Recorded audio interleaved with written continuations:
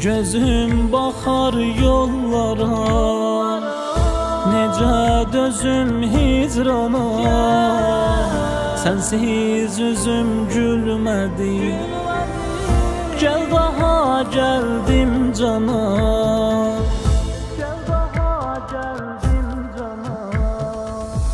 Gel senle gülsün üzüm, ay mənim qəmli sözüm.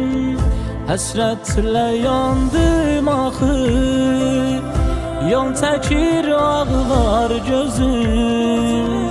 Yol çəkir ağlar gözüm. Ağlaram, sənə ürək dağlaram. Gözümdə yaş qalmadı, ürəkdə söz saxlaram. Ağlaram, sənə ürək dağlaram. Gözümdə yaş qalmadı, ürəkdə söz saxlaram. Həsrət ağır dərdimiş, bunu bilən söyləmiş. Gəlmədin illər oldu, görüm səni ölməmiş.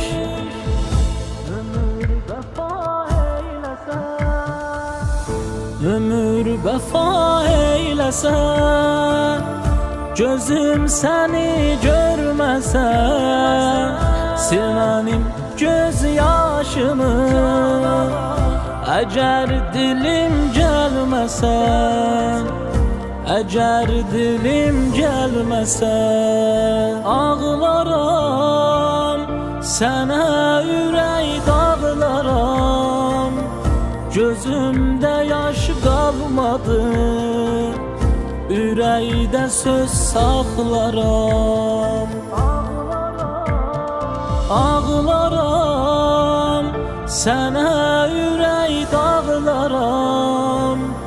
Gözümdə yaş qalmadı, ürəkdə söz saxlaram.